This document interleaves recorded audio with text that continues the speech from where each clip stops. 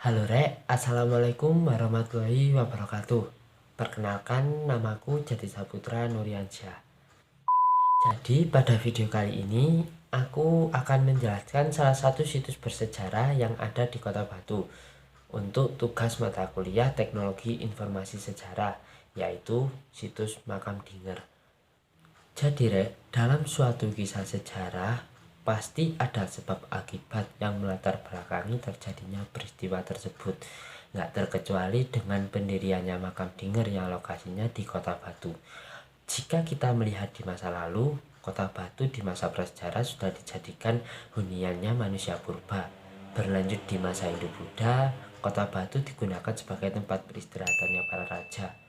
Dan masih berlanjut di masa kolonial Belanda, Kota Batu itu dijadikan kawasan perkebunan dan kawasan peristirahatannya orang-orang Belanda. Hal ini pun membuat Belanda itu menyebut Batu sebagai The Klein Switzerland atau Swiss kecil yang ada di Pulau Jawa. Penyebutan Belanda ke daerah Batu seperti itu pastinya ada beberapa faktor, seperti lokasinya yang terletak di dataran tinggi, memiliki iklim yang sejuk, serta memiliki tanah yang subur.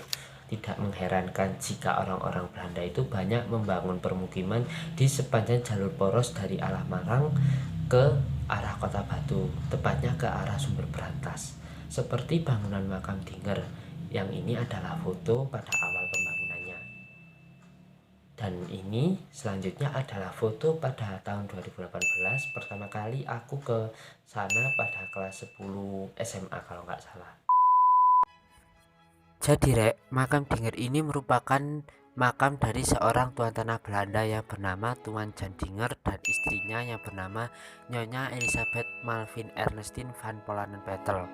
Makam ini dibangun pada tahun 1917 berdasarkan tulisan pada dinding makam, yaitu Anno 1917.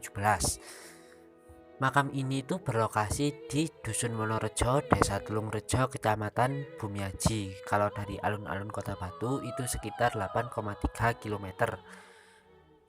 Makam ini memang dikhususkan untuk makam Tuan Dinger karena Tuan Dinger sendiri berwasiat kepada anaknya untuk dimakamkan di tanah miliknya yang berada di daerah Junggo, yang merupakan lokasi dari makam ini.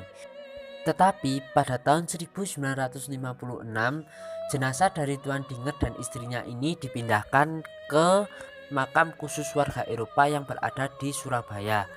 Dan sejak saat itu, makam ini difungsikan sebagai tempat penyimpanan alat kematian warga setempat. Bangunan ini dapat diakses dengan menggunakan jembatan sepanjang 8,5 meter. Yang dulunya di bawah jembatan tersebut terdapat kolam seperti pada gambar awal pembangunannya. Sayangnya, kolam tersebut telah dibongkar oleh pemilik tanah yang baru dan digunakan sebagai lahan persawahan dan menyisakan bangunan induknya saja. Kalian pasti bertanya-tanya, siapa sih Tuan Dinger itu?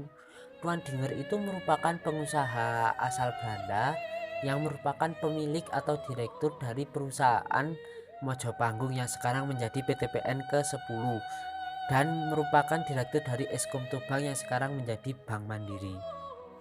Bangunan ini telah ditetapkan sebagai cagar budaya oleh pemerintah Kota Batu dan setelah direstorasi meskipun belum mencapai bentuk semula. Daerah makam ini tuh dulunya disebut sebagai daerah Brakseng karena terdapat bangunan beratap seng yang digunakan sebagai tempat penyimpanan hasil panen.